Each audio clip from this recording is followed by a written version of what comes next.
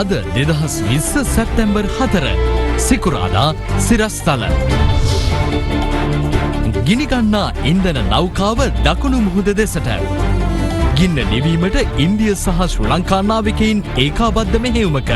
අතුරුදන් වූ නාවිකයා මියගොස් ඇති බවට තහවුරු වේ. ඔහුව එළියට ගන්න හැකියාවක් තිබිලා නැහැ. එතකොට ඒ අනුව ඔහු ගැන ජීවතුන් අතර තිබේ බලාපොරොත්තුවක් තියාගන්න අමාරුයි.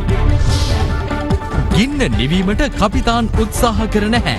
නෞකාව පුපුරා ගියහොත් ලොව දරුණු පරිසර විනාශයක් සිදුවන බවට අනතුරු ඇඟවේ. ඒ දිගටම තියෙන දෙල්ල කලාපයට આવතින් තෙල්යාම හරහා ඔක්කොම සතුන් විනාශ වීම හැකියාවක් තියෙනවා.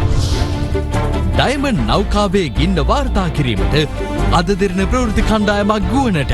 අද උදෑසන වන විට මෙවැනි වතුර 25ක් පමණ මේ වෙන විට ගුවන් හමුදාව විසින් හලලා තිබුණා. ආණ්ඩුක්‍රම ව්‍යවස්ථා සභාව වෙනුවට 20න් පාර්ලිමේන්තු සභාවක්. අල්ලස් ගැනීමේදී පාර්ලිමේන්තු නිලධාරියෙකු අත්අඩංගුවට 17 දක්වා remand. Prime Time with Naomi Fernando and Kalindu Karunaratne. Live from Studio 24 in Colombo. ආයුබෝවන්. ඔබ අදත් එක්වන්නේ ශ්‍රී ලංකාවේ අංක 1 සහ විශ්වසනීයම පුවත් විකාශය අද දෙරණ 6:55 සමගින්. මෙරට මුහුදු සීමාවේදී ගිනි ගැනීමකට ලක්ව තිබෙන නිව් ඩයමන්ඩ් ඉන්ධන නෞකාව දිවයිනට සමාන්තරව නැගෙනහිර දෙසින් දකුණු මුහුද දෙසට පාවෙමින් පවතින බව නාවික හමුදාව පවසනවා. නාවික හමුදාව පවසන්නේ ගින්න නිවීමේ ඒකාබද්ධ මෙහෙයුමට ගුවන් හමුදාව සහ ඉන්දිය නාවික හා විරලාරක්ෂක අංශ එක්ව ඇති බවයි. මෙම මෙහෙයුම වාර්තා කිරීමට අද දෙරණ ප්‍රවෘත්ති කණ්ඩායමක් ගුවනින් එම ස්ථානයට ළඟා වුණා.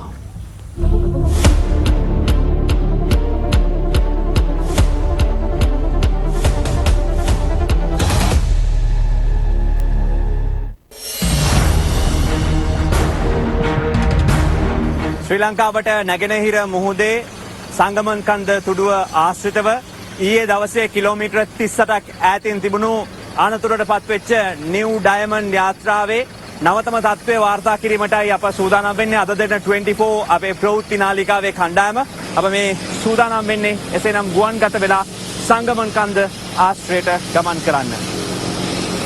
ගුවනන් ඇති පොඩි එකක් කරලා අපි Y12 ගුවන් යානයක තමයි මේ ගමන යන්නේ. මොකද ගුවන් හමුදාවේ ගොඩක් යානාවන් මේ වන විට කාර්ය බහුල තත්ත්වයක තියෙන මේ කටයුතු වලට යොදලා අපි දෙරණෙන් මේ වන විට අපේ අද දෙන 24 වෙතින් විශේෂයෙන් වෙන්කිරීමක් කරලා තිබෙනවා මුදල් ගෙවලා මේ ගමන යන්න. Thank you.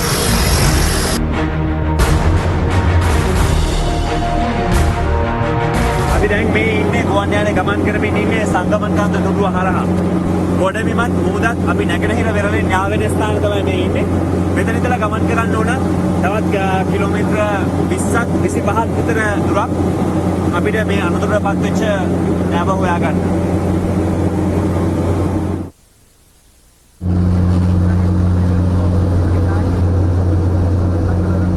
ශ්‍රී ලංකා නාවික හමුදාවේ සයුර සිදුරල සහ රණ රිසි කියන මේ නාවික යාත්‍රාවන් නැත්නම් නෞකාවන් මේ කටයුතු සඳහා මෙහෙයලා තියෙනවා. මේ ආශ්‍රිත ප්‍රදේශයේ සිසිල් කිරීමේ කටයුතු තමයි සිද්ධ වෙන්නේ. ඈතින් ගමන් කරන මේ යාත්‍රාවන් පවා මේ ප්‍රදේශයේ සිසිල් කිරීම නැත්නම් නැව සිසිල් කිරීමේ කටයුතු සිද්ධ කරනවා. ඔබට පේනවා ඇති ඊට අමතරව වේග ප්‍රහාරක යාත්‍රා කිහිපයක්, ඒ වගේම ටග් බෝට්ස් කිහිපයක් මේ වෙන විට Tamanගේ කටයුතු සිදු කරමින් ඉන්න ආකාරය. ඉතින් තවමත් ඉන්න පැතිරිලා නැහැ නැවේ අනිකුත් කොටස් වලට.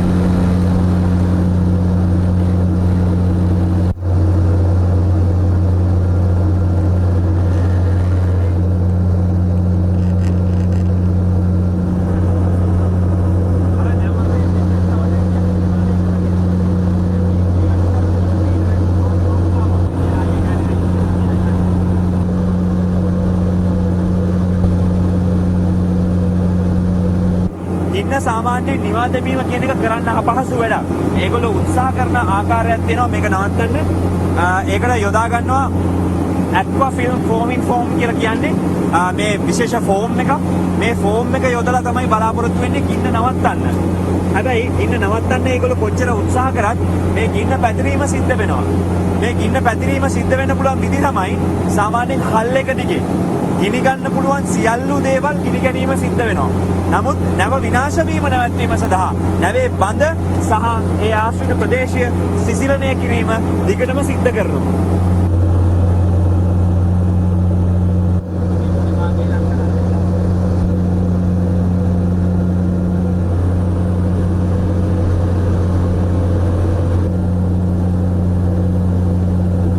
ශ්‍රී ලංකා ගුවන් හමුදාව බෙල් 17 හෙලිකොප්ටර් යානයක් උපයෝග කරගනිමින් වතුර දැමීම සිද්ධ කරනවා.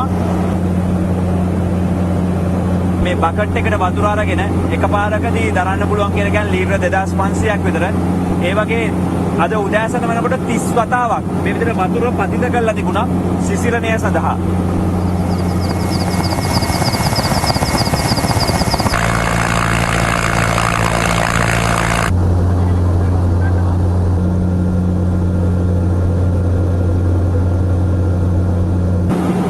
අද දෙරණ හැම විටම ප්‍රවෘත්ති නාලිකාවක් විදිහට යාවත් කාලීන උතුරතුරු මොහොතේ ගුවනේ ඕනම තැනක සිට අප වාර්තා කරනවා. මේ එහි සුවිශේෂීම අවස්ථාවක් අප අද ඔබට ඉදිරිපත් කරන්නේ ඔබට වාර්තා කරන්නේ.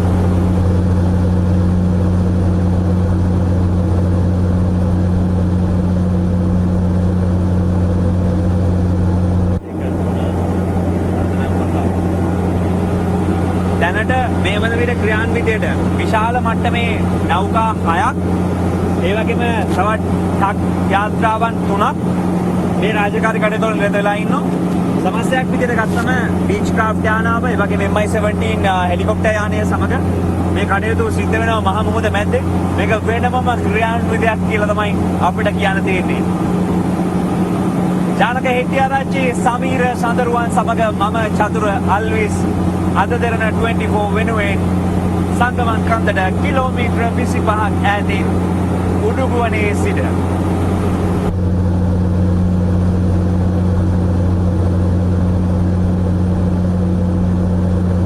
පැනමා දජය සහිත නිව් ඩයමන්ඩ් නෞකාව කුවේට්හි මිනා අල් අහමදී වරායින් පිටත් වී නැගෙනහිර ඉන්දියාවේ ඔඩිෂා ප්‍රාන්තයේ පැරඩිප් වරාය වෙත ගමන් කරමින් තිබුණා. ඒ බොරතෙල් මෙට්‍රික් ටොන් 2,70,000ක් සහ ඩීසල් මෙට්‍රික් ටොන් 1,700ක් රැගෙනයි. නෞකාව ශ්‍රී ලංකාවට නැගෙනහිර මුහුදේ සංගමන් කන්ද තුඩුවේ සිට නාවික සැතපුම් 38ක් පමණ දුරින් මුහුදේ යාත්‍රා කරමින් තිබීදී ගෙන ගැනීමට ලක් වූයේ ඊයේ දිනේදී. ඊයේ පෙරවරු 8ට පමණ එහි ප්‍රධාන යන්ත්‍ර කාමරයේ බොයිලරයක හටගත් පිපිරීමත් සමග මෙම ගින්න හටගත්තා. මේ ගිනි ගැනීම ඇති වෙලා තියෙන නෞකාවේ කුමන කොටසකද මේ ගැන අපි අවබෝධයක් ලබා ගමු. ඇත්තටම කලද මේ නැව අපි කියන නවීන නැවක්. ඒතර මේ නැව අපිට ඩබල් හල් ඒ නැවේ තියෙන බඳ කොටස් දෙකක් තියෙනවා. ඒතර මේ තියෙන ඔක්කොම නැවේ අපි කියන කාගෝ හෝල්ස්. මේ තමයි තෙල් තියෙන කොටස් තමයි තියෙන්නේ. ඒතර ඊයේ හවස මේ පිපීම සහ සම්පූර්ණ ගින්න ඇති වෙන මෙන්න මේ කොටසේ එන්ජින් කාමරේ. ඒතර ඊයේ හවස 4-5 වෙනකම් වගේ දුම ඔක්කොම ගියේ මෙන්න මේ තියෙන චිමිනියෙන් තමයි දුම ඔක්කොම ගියේ කළු දුමක්. ඊට පස්සේ හවස 5-6 තමයි මේ එන්ජින් කාමරේ තියෙන ගින්න මේ ඉස්සලා ප්‍රදේශයට පැතිරලා අපිට මුලින්ම පේන එකත් ගිනි සිලු. ඒත් එක්කම ලොකු කළු දුමක් එන්න පටන් ගත්තා. ඒතර මේ දැන් මේ තියෙන ගින්න ඇතුළේ තියෙන එන්ජින් කාමරය සහ ඒ තියෙන අවඩ ප්‍රදේශයේ. කෙසේ හෝ එන්ජින් කාමරය සහ මේ තියෙන මේ බොර තෙල් තියෙන ටැංකිය අතර හිස් ප්‍රදේශයක් තියෙනවා ආරක්ෂාව සඳහා. ඒක සාමාන්‍යයෙන් තෙල් ප්‍රවාහනය කරන සෑම නෞකාවකම ඒක සෑම නෞකාවකම ඒ හිස් අවකාශය සහ ඩබල් හල් කියන්නේ දැන් ඒක අන්තර්ජාතික නීතියක්. ඒ නමුත් වෙලා තිබුණේ මේ ඇතුලේ එන්ජින් කාමරයේ වුණ ගින්න ඇතුළු අවස්ථාවේදී නැවේ කපිතාන්වරයා ඒ ගින්න මැඩපවත්තන උත්සාහ නොකර කෙලින්ම ඒ සම්පූර්ණ ඒ ප්‍රදේශයම මුද්‍රා තබලා ඒ ප්‍රදේශය නිවත් වෙලා තියෙනවා. ඒතර මුලදී මම මේ ගින්න මැඩපවත්තුවා නම් එන්ජින් කාමරේ එතනින්ම මේ ප්‍රශ්න නිරාකරණය කරගන්න තිබුණා. ගින්න පැතිරීමත් සමග නෞකාවේ කාර්ය මණ්ඩලය නිරුපද්‍රිතව මුදා ගැනීමට ශ්‍රී ලංකා නාවික හමුදාව පියවර ගත්තා. කෙසේ වෙතත් බොයිලරුවේ සිදු පිපිරීමෙන් නෞකාවේ කාර්ය මණ්ඩල සමාජිකයෙකු වූ පිලිපීන ජාතික නාවිකයෙකු ජීවිතක්ෂයට පත්ව ඇති බවට තහවුරු වී තිබෙනවා. ගිනි ගනිමින් පවතින නිව් ඩයමන්ඩ් නෞකාව අද දහවල් වන විට ගොඩබිමට නාවික සැතපුම් 22ක් දුරින් ස්ථානගත වී තිබුණා. මෙය සිදුවෙද්දී මුහුදු සැතපුම් 38ක් දුරින් මේ තත්ත්වයේ තිබියත් මේ නෞකාව එන්ජින් අක්‍රිය වෙලා තිබෙන හින්දා ගින්නර හින්දා පාවෙමින් පැමිණෙමින් පවතින ශ්‍රී ලංකාව දෙසට පැමිණෙමින් තිබියා. ඒ අනුව මේ වන විට මුහුදු සැතපුම් 22ක් දුරින් මේ වන විට නෞකාව පැමිණලා තිබෙනවා. නමුත් මේ නැව ශ්‍රී ලංකාවට සමාන්තරව දකුණු මුහුදට පාවෙමින් යමින් පවතිනවා. මේ බාජ් අරන් ගිහිල්ලා මේ නෞකාව මේ පැත්තට ලංකාව පැත්තට පැමිණීම වළක්වීම සඳහා ගතයුතු ක්‍රියාමාර්ගත් අපි රැගෙන තිබෙනවා. දැනට තියෙන තත්ත්වය මට ඉතාමත්ම පැහැදිලිව කියන්න පුළුවන් ලංකාවට ඔයිල් ස්පිල් එකක්. තෙල් ගලායමක් මේ කිසිම අවදානමක් නැත. මේක මුරිෂස්වල තෙල් නැවක් ගොඩ ගියා වගේ ගිහිල්ලා යට වදින්න තැනක් නැහැ. ගැඹුරු මුහුදක් තියෙන්නේ. කිලෝමීටර් 3.1ක් වතුර. ඊට පස්සේ තමයි මුහුදු පතුල තියෙන්නේ. ඒ නෞකාව දැනට වෙරළාසන්නව වෙරළට සමාන්තරව දකුණට ගමන් කිරීමේ ප්‍රවණතාවයක් තියෙනවා. ඉතාමත්ම හෙමින් මේක නැවේ කපිතාන්වරයා සහ තවත් පුද්ගලයෙක් ඉන්දිය වෙරළාරක්ෂක හමුදා නෞකාවක ඉන්නවා. ඔහුගේ උපදෙස් සහ ඔහුගේ දැනුම මත ටග් යාත්‍රා සහ නෞකාවලින් ගින්න මැඩ පැවැත්ීමේ වැඩ කටයුතු මේ අවස්ථාවෙන් කරගෙන යනවා. නෞකාව ඉස්සල්ලාම ගින්න ඇතුනේ එන්ජින් කාමරේ. එන්ජින් කාමරේ ඇතුන ගින්න ෆනල් එක ඔස්සේ පෙන්නුම් කරා දුම එළියට. ඊට පස්සේ ගින්න පැතුරුණා සුපර් ස්ට්‍රක්චර් කියන්නේ නෞකාවක පරිපාලනමය කොටස. එතන තමයි කාමර සහ සුක්කානම් මැදිරි ඒ වගේ බ්‍රිජ් එක ඒ කොටස තියෙන්නේ. එතකොට මේ කොටසයි නෞකාව ඉදිරියේ අරගෙන යන බොරතෙල් අතරයි ලොකු වෙනසක් තියෙනවා. මේ බොරතෙල් තියෙන කොටස ඉතාමත්ම සුරක්ෂිතයි. නෞකාව ජපාන සහතිකය තියෙන නෞකාවක් අවුරුදු 20ක් පරණ වුණාට ඒකින්ද ඒකේ බොරතෙල් ගෙනියන නැව් හැම එකක්ම ඩබල් හල් කියලා අපි හඳුන්වනවා. ඒ කියන්නේ අපිට පෙන්න තියෙන හල් එකට අමතරව ඇතුලෙන් තව හල් එකක් තියෙනවා. එතකොට මේ දෙක අතරතුරේ තියෙනවා බලාස් වෝටර්. ඒ කියන්නේ වතුර පුරවලා තියෙනවා. ඒ අණුව බොරතෙල් වලට කිසිම මේ ගින්නෙන් හානියක් නොවෙන්න තියෙන අවකාශය වැඩි. එතකොට ඒක තහවුරු කර ගැනීම සඳහා තමයි අපි බවුන්ඩරි කූලින් කියලා මේක හඳුන්වනවා. අපි ටග් යාත්‍රා පාවිච්චි කළා දිගින් දිගටම මුහුදු වතුර පාවිච්චි කළා අපි කරන්නේ ඒ ස්ථානය ඒ ප්‍රදේශය සිසිලව පවත්වා ගන්නවා. මේකට අපේ ගුවන් හමුදාවේ MI-17 හෙලිකොප්ටර් පවා සම්බන්ධ වුණා. මේකට දැන් නාවික හමුදාවේ ප්‍රධානතම කැපිටල් ෂිප් 3ක් එකතු වෙලා තියෙනවා. ඉන්දිය වෙරළාරක්ෂක හමුදාවේ එක නෞකාවක් ඉදිරිපත් වෙලා තියෙනවා. ඉන්දිය නාවික හමුදාවේ නෞකාවක් කැපිටල් ෂිප් එකක් ඉදිරිපත් වෙලා තියෙනවා. ඊට අමතරව අපේ ගුවන් හමුදාවේ සහ ඉන්දිය වෙරළාරක්ෂක හමුදාවේ ගුවන් යාන අපි පාවිච්චි කරලා තියෙනවා. දේශීය සහ කලාපීය වශයෙන් අපිට අවශ්‍ය සහයෝගය අපිට ලැබිලා තියෙනවා. එයට අමතරව ගුවන් හමුදාව මගින් MI-17 සහ බෙල් 212 වර්ගයේ හෙලිකොප්ටර් යාන දෙකක් අම්පාර කදුරේ ස්ථානගත කළා. මෙම නැවේ තියෙන ගින්න පාලනය කරන්න කටයුතු කරගෙන යනවා. මේ වෙනකොට MI-17 ගුවන් යානය භාවිතා කරමින් අපි ජලය ලීටර් ලක්ෂයට වඩා අධික ප්‍රමාණයක් මේ වෙනකොට නැව මතට පතිත කළා. එම ගින්න පාලනය කරන්න කටයුතු කරනවා. මේ ගින්න සමතකයට පත්වන තෙක් ඒ කාර්යයන් අපි පවත්වාගෙන යනවා. අඩ්මිරාල් ඉන්දිය වෙරළාරක්ෂක අධිකාරියේ හමුදාවේ වෙබ්සයිට් එකේ තියෙනවා නැවේ බඳේ මීටර් 2ක 3ක විතර වගේ පැල්මක් මේ වෙනකොට ඇති වෙලා තියෙනවායි කියලා. මේ ඉන්දිය වෙරළාරක්ෂක හමුදාවේ කපිතාන්වරයා නවදිල්ලියේ ඔහුගේ ප්‍රධාන මූලස්ථානට රපෝර්තු කරා. එයා දැකපු දේවල්. එතකොට එයා හිටියේ නෞකාවේ පෝට් ක්වාටර් එකෙන්. ඒ කියන්නේ නෞකාවේ මේ ගිනිගන්න නෞකාවේ වම් පැත්තේ පිටිපස්ස ප්‍රදේශයට වෙන්න ෆයර් ෆයිටිං එක කර තිබ්බේ. නෞකාවට ඉතාමත් ආසන්නයේ ඔහු නිරීක්ෂණය කරා වම් පැත්තේ පිටිපස්සට වෙන්න තියෙන බඳේ ඒ තියෙන තහඩුව වල ඇඹරීමක් ඒවයි ක්‍රැක් එක. මේක වෙන්නේ අධික උෂ්ණත්වය නිසා. එතකොට මේ ඉන්ටෙන්ස් හීට් එක නිසා ඕනම වෙල්ඩින් කරපු තහඩුවක් ඒව එකක් ඒක ඇඹරෙන්න පුළුවන් ඒව කැපෙන්න පුළුවන්. එතකොට මෙතන තියෙන්නේ yes there's a crack. ඒකෙන් අදහස් කරන්නේ මේ නෞකාව දෙකට කැඩෙනවා කියන එක. මේ නෞකාවේ වතුර මට්ටමේ යට ඉඳලා තියෙනවා අඩි 60ක්. මීටර් 20ක්. එතකොට මේ නෞකාවේ ශක්තිය රැඳිලා තියෙන්නේ එතන. එතකොට මේ මීටර් 20කයේ ගැඹුර වටපිටාව සිසිල් වෙච්ච මුහුදු වතුරෙන් බොහොම සුරක්ෂිත වෙලා තියෙන තැනක්. ඒක නිසා මේ නෞකාව දෙකඩ වීමේ හෝ නෞකාව කෑලි කෑලිට කැඩීමේ කිසිම අනතුරක් නැහැ.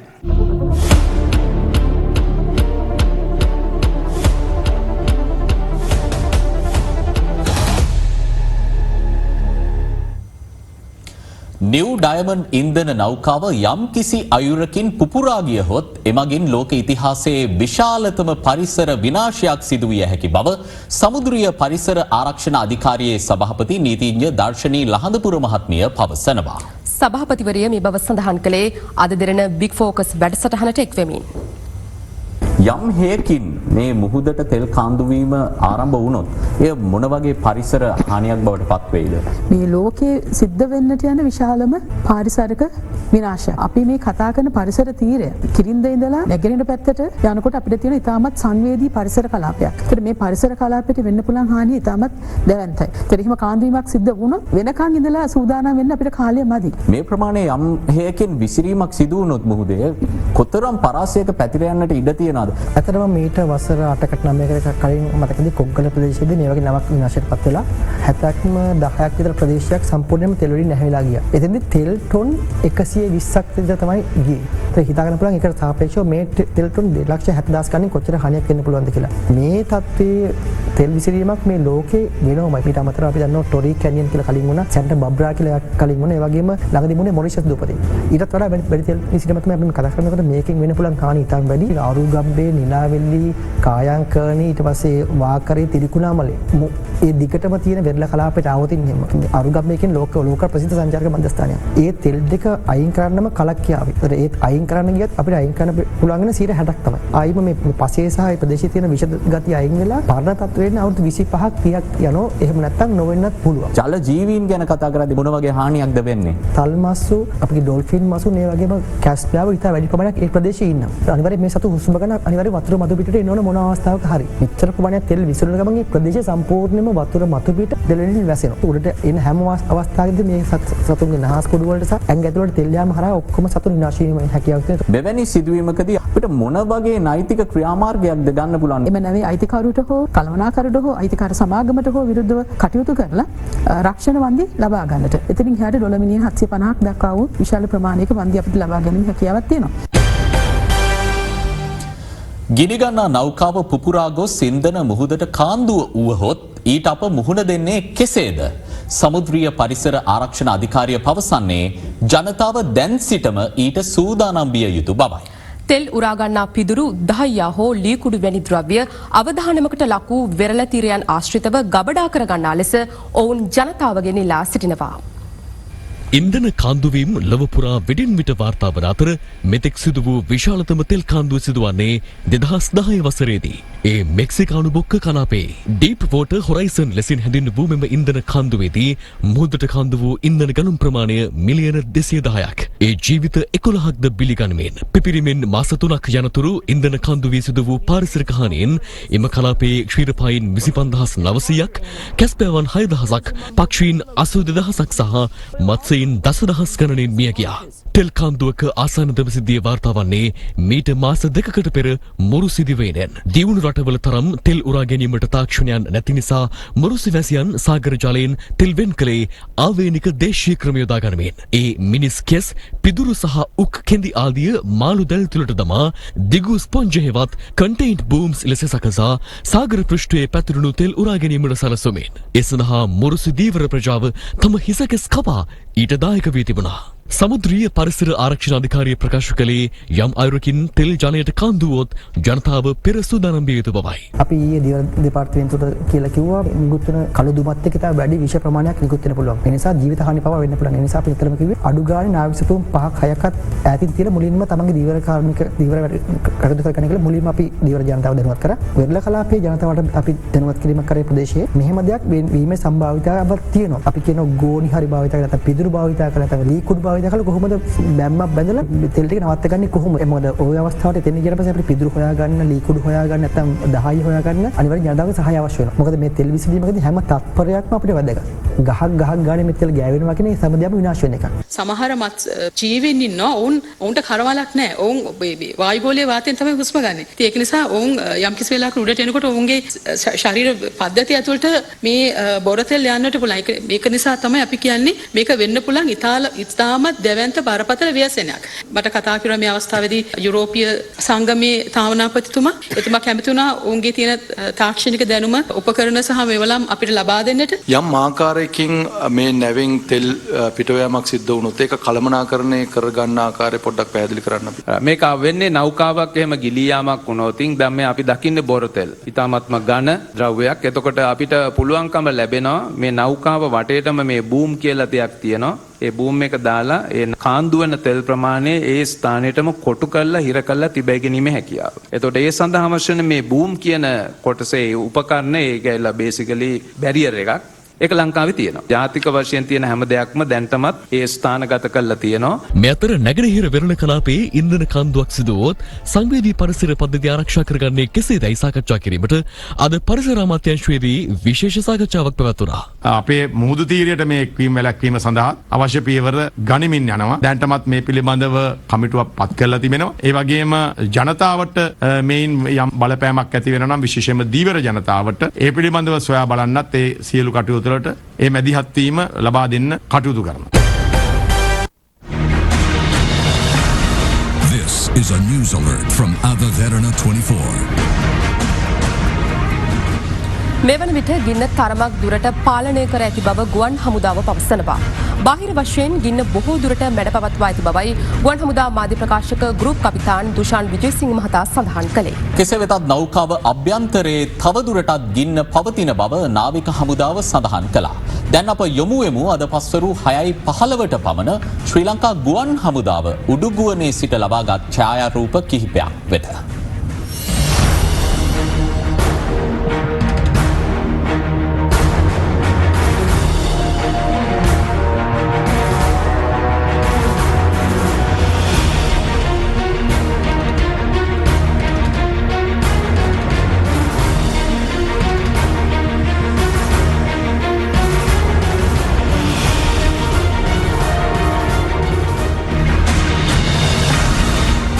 Is a news alert from Avavarana 24. යාපනයේ සිට බෝට්ටු මගින් කේරළ ගංජා රැගෙන විත් මීගමුව පෙරියමුල ප්‍රදේශයේ බෙදාහරින ජාලයක පිරිසක් මීගමුව කොට්ටාස අපරාධ විමර්ශන ඒකකය අත්අඩංගුවට ගෙන තිබෙනවා.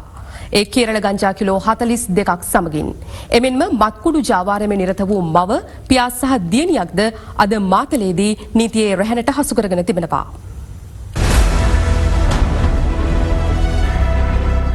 කුඩා ලොරි රථයකින් ගංජා මිලදී ගැනීමට යමින් සිටි දෙදෙනෙකු මීගමුව කොට්ටාස අපරාධ විමර්ශන ඒකකයේ විසින් ඊයේ මීගමුව පෙරියමුල්ලේදී අත්අඩංගුවට ගැනුණේ රුපියල් ලක්ෂ 4ක මුදල්ද සමගින්. ප්‍රශ්න කිරීම් වලදී හෙළි වූ කරුණ අනුව ජාවාරම මෙහෙව් පෙරියමුල්ලේ හෝටල් හිමිකරුවෙකු සහ තවත් අයෙකු අත්අඩංගුවට ගත් අතර හෝටල් හිමිකරු පල්ලන්සේන නිදහස් සිරකඳවුර අසලෙන් කුලියට ගෙන තිබූ ආරක්ෂිත නිවසක් සහ කැබ් රථයක් සෝදිසි කර තිබෙනවා. රථය සකස් කර තිබූ ව්‍යාජ පතුලක තිබේ රුපියල් ලක්ෂ 164ක් වටිනා කේරළ ගංජා කිලෝග්‍රෑම් 42ක් එහිදී අත්අඩංගුවට ගැනුණේ තවත් සැකකරුවෙකුද සමගින්. යාපනයේ සිට මීගමුවට බෝට්ටු මාර්ගයෙන් රැගෙන එන කේරළ ගංජා කැබ් රථයෙන් පෙරියමුල්ලට ප්‍රවාහනය කරන බවයි ඔවුන් හෙළි කර ඇත්තේ. මේ අතර මාතලේ කළුදාවල නරිකන්ද ප්‍රදේශයේ හෙරොයින් ජාවාරමේ නිරත වූ මව, පියා සහ දියණියක හෙරොයින් ග්‍රෑම් 3.5ක් සමග මාතලේ පොලිසිය විසින් අද අත්අඩංගුවට ගනු ලැබුවා. විවාහ හා අවමංගල්‍ය උත්සව සඳහා සහභාගී වීමට යන බුවාවෙන් කොළඹ සිට හෙරොයින් රැගෙන විත් නිවසේ සිට ඔවුන් මත්කුඩු අලෙවි කර ඇති බවයි වාර්තා වන්නේ. සැකකරුවන් අධිකරණයට ඉදිරිපත් කිරීමෙන් පසු රක්ෂිත බන්ධනාගාරගත කෙරුණා. වාරිය පොලිස් සහ යාවට ප්‍රදේශවලට හෙරොයින් බෙදාහැරීමේ ජාලය මෙහෙයූ බව කියන තරුණයින් 10 දෙනෙකු වාරිය පොලිසිය විසින් ඊයේ පස්වරුවේ අත්අඩංගුවට ගනු ලැබුවා. ඔවුන් සතුව තිබී හෙරොයින් ග්‍රෑම් 9 මිලිග්‍රෑම් 820ක් සහ ජංගම දුරකථන කිහිපයක් පොලිස් බාරයට ගත් බවයි පොලිසිය පැවසුවේ.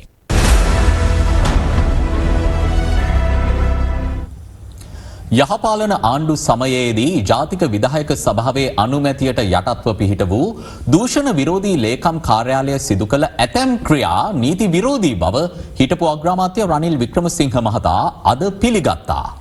ඒ දේශපාලන පලිගැනීම් පිළිබඳ සොයා බලන ජනාධිපති පරීක්ෂණ කොමිෂන් සභාව හමුවේ සාක්ෂි ලබා දෙමින්. ආර්ථික සංවර්ධන අමාත්‍යාංශයේ හිටපු ලේකම් වෛද්‍ය නිහල් ජයතිලක මහතා කළ පැමිණිල්ලකට අදාළව රනිල් වික්‍රමසිංහ මහතා අද කොමිසම හමුවේ පෙනී සිටියා. කොමිසම හිටපු අගමැතිවරයාගෙන් විමසා සිටියේ ජාතික විධායක සභාව කුමන නීතියක් යටතේ ස්ථාපනය කළ ආයතනයක්ද යන්නයි. ඊට පිළිතුරු දුන් වික්‍රමසිංහ මහතා එය නීතියක් යටතේ ස්ථාපනය නොකළ ආයතනයක් බව ප්‍රකාශ කළා. ඔහු පැවසුවේ එම සභාවේ සමාජිකයින් ලෙස තමා ඇතුළුව හිටපු ජනාධිපති මෛත්‍රීපාල සිරිසේන, ජනතා විමුක්ති පෙරමුණේ නායක අනුර කුමාර දිසානායක, රාජිත සේනාරත්න, පාට්ලි චම්පික මෙන්ම දෙමළ සංධානයේ නායක ආර් සම්බන්ධන් ඇතුළු පිරිසක් කටයුතු කළ බවයි. යහපාලන රජය විසින් ජාතික විධායක සභාවේ අනුමැතියට යටත්ව පිහිටවනු ලැබූ දූෂණ විරෝධී කමිටුවට ලැබෙන තොරතුරු මත බැටලීම් කිරීම, අත්අඩංගුවට ගැනීම, ප්‍රශ්න කිරීම සහ අධිකරණයට ඉදිරිපත් කිරීම සහ ජනමාධ්‍ය හරහා ප්‍රසිද්ධියට පත් කිරීමට කැබිනට් මණ්ඩලයේ අනුමැතිය ලබා දීම හරහා සැකකරුවන් සමාජයේ වැරදිකරුවන් ලෙස හංගඩු ගැසෙනවා නේදයි කොමිසම වික්‍රමසිංහ මහතාගෙන් විමසා සිටියා. දැන් බලන්න මට වෙච්ච දේ. මට බැඳුම් කර හොරා කියලානේ කියන්නේ. බැඳුම්කර කොමිසමත් පාර්ලිමේන්තුවත් කියලා තියෙනවා මගේ සම්බන්ධයක් නැහැ කියලා. නමුත් මාධ්‍ය මහත්තුරු එහෙම හිතන්නේ නැහැ. චෝදනාවක් එල්ල වුණාම එහෙම වෙන එක සාමාන්‍ය බව වික්‍රමසිංහ මහතා ඊට පිළිතුරු ලබා දෙමින් ප්‍රකාශ කළා. තවදුරටත් පිළිතුරු දුන් වික්‍රමසිංහ මහතා අන්තිමට මම හොරු ඇල්ලුවෙත් නැහැ, අල්ලන්න කියපු අයත් නැහැ. ඔක්කොම මාව දාලා ගිහින් බවට කොමිසමට පැවසුවා. දූෂණ විරෝධී ලේකම් කාර්යාලයට ලැබෙන ඇතැම් පැමිණිලි විමර්ශනයට පොලිස්පතිවරයා වෙත යොමු කර ඇතැම් විශේෂිත පැමිණිලි ඍජුවම එම කොට්ටාශය භාරව සිටි නියෝජ්‍ය පොලිස්පතිවරයා වෙත යොමු කළේදැයි කොමිසම විමසුවා. දූෂණ විරෝධී ලේකම් කාර්යාලයේ සියලු දේ ක්‍රියාත්මක නොකළ බවත් ඇතැම් කාරණා නීති විරෝධී බවත් හිටපු අග්‍රාමාත්‍යවරයා මෙහිදී සඳහන් කළා. එහිදී කොමිසම ප්‍රශ්න කළේ නීති විරෝධී කටයුතු සඳහා කැබිනට් අනුමැතිය ලැබී තිබේද යන්නයි. සුදුසු දේවල් විතරක් කරන්න තමයි උපදෙස් දුන්නේ.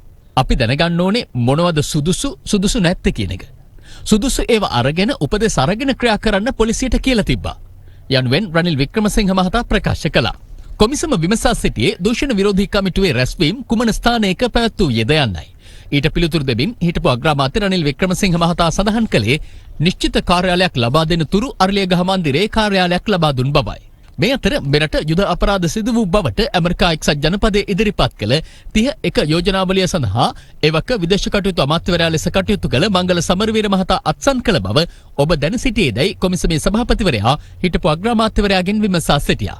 ඊට පිළිතුරු දුන් වික්‍රමසිංහ මහතා පැවසුවේ හිටපු ජනාධිපති මෛත්‍රීපාල සිරිසේන හිටපු විදේශ අමාත්‍ය මංගල සමරවීර ඇතුළු අමාත්‍ය මණ්ඩලයම එය අනුමත කළ බවයි. දේශපාලන පරිගැනීමක් සිදුවේදයි පැවසුවාද? ඔබතුමා නිහඬවද යන්නේ අදත්? නායකත්වයේ පිළිබඳව කියන්න පුළුවන්. කියන්න දෙයක් තියෙනවා. කොමිසමෙන් ඇහුවේ නෑ ඒක.